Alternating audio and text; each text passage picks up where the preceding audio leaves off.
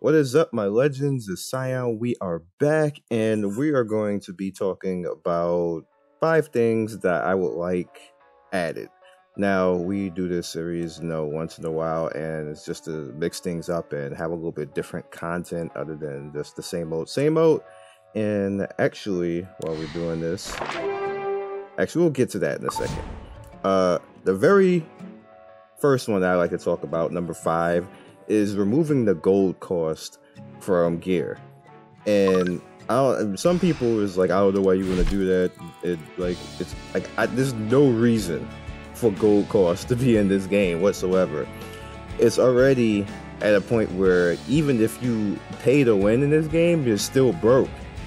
Like it's just a really big gold deficit in this game, and anybody trying to be in denial about that should just stop.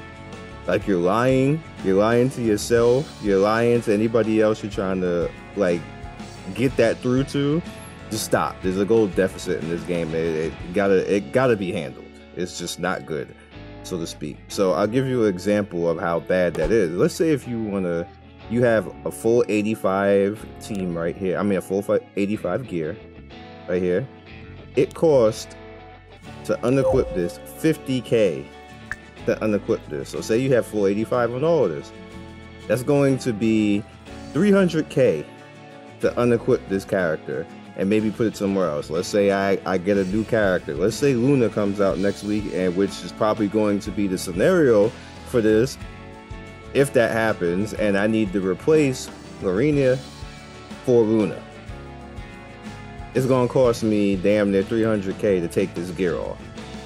And let's say I have another character, or let's just say I want to just change characters for just for a certain fight in the raid. I now have to take this off and put it on another character, and then when I'm done with that character, put it back on this character. So that's going to be 600k, not counting the artifact. The artifact is kind of like that one right there only costs 5k to take off, but I think the 5 stars actually cost more than that. It's bad enough how much it costs to upgrade this stuff, but there's no reason for this to be in the game the way it is. It just needs to be not a thing.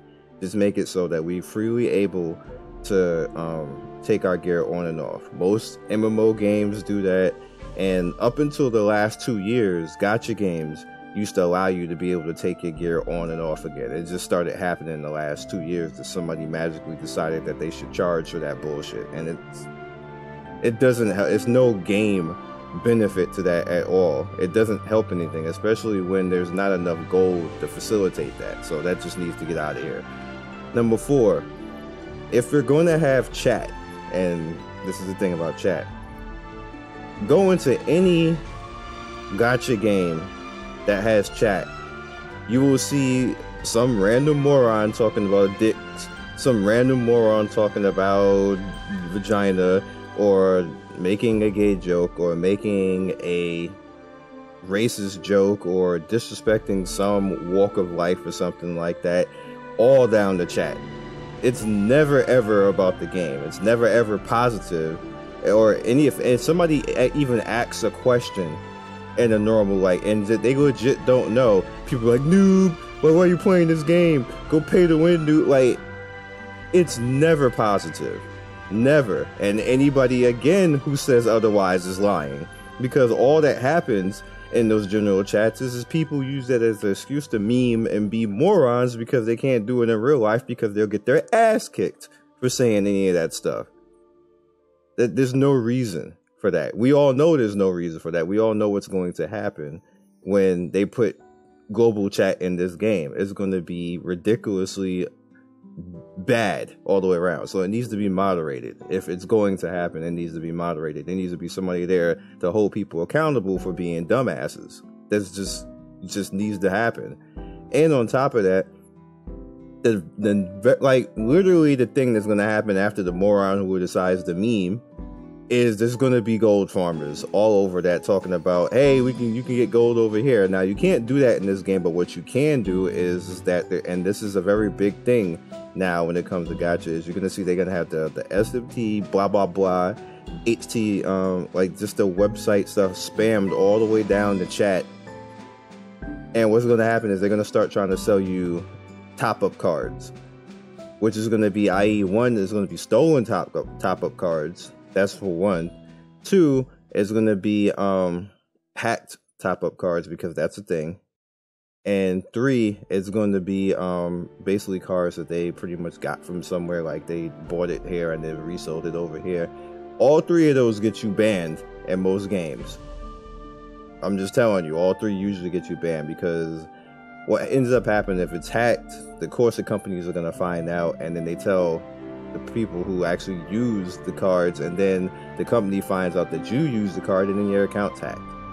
Like, just avoid all of that. This stuff that goes on rampant and got you. You see them all the time saying this person got banned, this person got banned. A lot of that is that stuff. None of that should, like, just avoid that as a company, and just don't allow that type of stuff to happen in your game. It's really simple.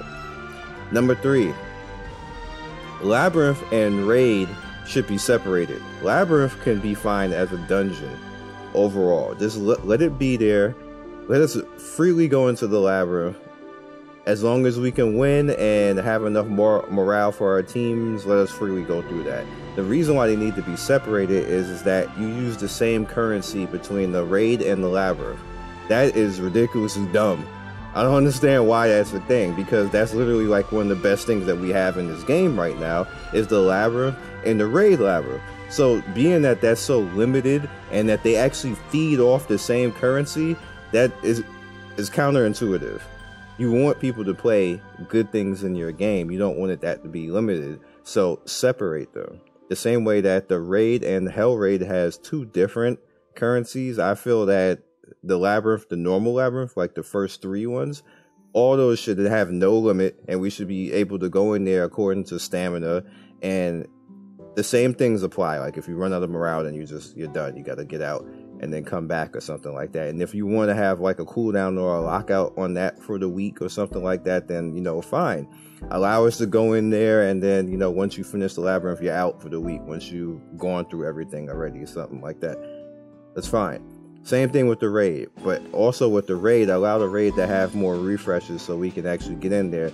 If like for people like me who can finish the whole Raid and we're on Hell mode, there's no reason for us to be stuck behind anything like that. Just let us be able to go in there, use our tries, have it refresh a little bit to the point that we can just go in there. As long as we win, we get in, we get out, we wait till next week. That's it. It really shouldn't be limited. As far as Hell mode should be limited because the hardest content in the game, and you should have to in order to get into Hell mode, you should have to be able to finish the normal Raid. And me saying that, if we are allowed to actually freely go into the normal Raid and finish the normal Raid, then we can actually concentrate on Hell mode. That's your entry in for the week, or so to speak. Or if you want to use your currency that you're farming up. What this does is this allows us to finish, like, the normal Raid in 1 or 2 days, and then we can concentrate on Hell mode the rest of the week, rather than, basically having to wait 3, 4, 5 days, and you only got 2 days to deal with Hell mode. And in most cases, you need time. You need time to build up your characters, figure out what you want to do. It just, right now, it's not intuitive enough. I feel like it would work out better that way. As far as number two, all right, speaking of which is why I didn't do this right away. We need more slots in guild, because here's what's happening now. Being that we have the Guild War update coming soon, now I have an increased amount of people who want to get into my guild to do PvP. Now I have a full guild already, and everybody in here has been here for a little while and has contributed, and nice people. They speak, they kind of do what they gotta do. They help the guild in any type of way. I'm not gonna kick people out because other people want to come here who want to PvP. We need more slots. There's just not enough slots. They need to up it to maybe like 50 or 60 slots or something like that. And I mean 50 or 60 slots on the current level 15 right now, and allow us to build off of that. I don't see the reason why this is like literally the most popular gacha game right now. And there's so many people playing this game for me to be stuck looking at 29 members in this guild when easily I could probably have like 100. I have to turn away people all the time. And I feel badly, but there's really nothing I can do about it. There just needs to be something else. Like there needs to be more. We need more room. I don't see the reason why they can't hold more room for this, unless it's some type of technology or a space problem or something like that. I guess you guys gotta figure that out, because this isn't enough anymore right now, especially if you're gonna put Guild War into the game. We need more space. And the last one. This is my suggestion for the last one. The ancient coin shop is lame.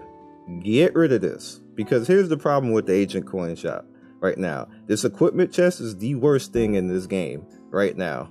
And the reason for that is that every prefix in the goddamn game is in that damn box. And on top of every prefix, you have every rarity also in that box. So blue, purple, and red is in this box along with every prefix. So if you want, let's say, a HP set, if you want HP ring and necklace, you have about probably like a 0.5% chance to get that shit, because the way that the box is set up right now. You can spam hardcore as much as you want to getting ancient coins, and you most likely will not see the shit that you want to see in this box. And on top of that, that leaves you stuck farming in other places, which may not actually drop. Gaming that's based off of RNG is not a good game design at all. It should always be based off of skill. If I am skillfully beating Labrinth and Raid stuff, then I should be able to go get the gear that I would like to go get. If I'm beating Raid content every week, if I'm beating normal Raid content and Hell mode every week, I should be able to go and use my ancient coins at a skill set and go after that skill set. Now, granted, I don't want to directly be able to just buy it. Here's my suggestion for this. Separate each of the prefixes, and what I mean by prefixes is to make HP be its own equipment chest, make attack be its own equipment chest, make critical be its own equipment chest, make critical damage its own equipment, make retaliation its own, make effectiveness its own, effectiveness resist its own. They shouldn't all be in the same equipment chest. That's what's making all of this terrible right now and making this like the weakest part of the game right now. This just shouldn't be.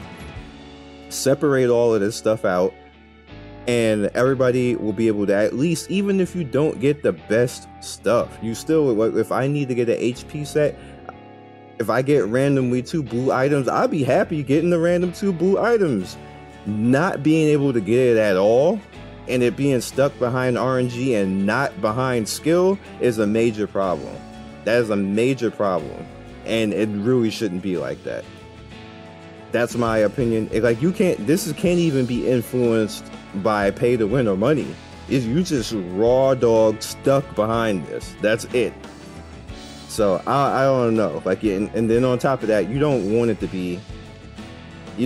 have any type of pay to win influence anyway. So if they separate all the gear in these boxes and make different boxes in this section, you can leave everything else. Just separate this equipment box into its different prefixes and allow us to pick and choose which one that we want to go after, and it'd be fine. Everybody would be fine. You won't have to worry about going crazy about where you want to put rings and necklaces. We all have entry level gear, and then we can mess around and still go after it in hunts if they put it in hunts and everything else like that, and we'll be all good to go. So that's my 5.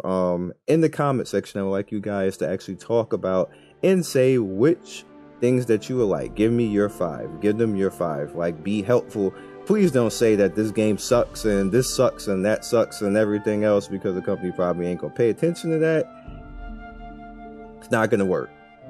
Not gonna work at all. Just constructive, the same way that I put this into a list. I do it on purpose so the company could see what I dislike, and then people comment behind what I'm saying and stuff like this. I would like you guys to do the same thing so we can help make the game better.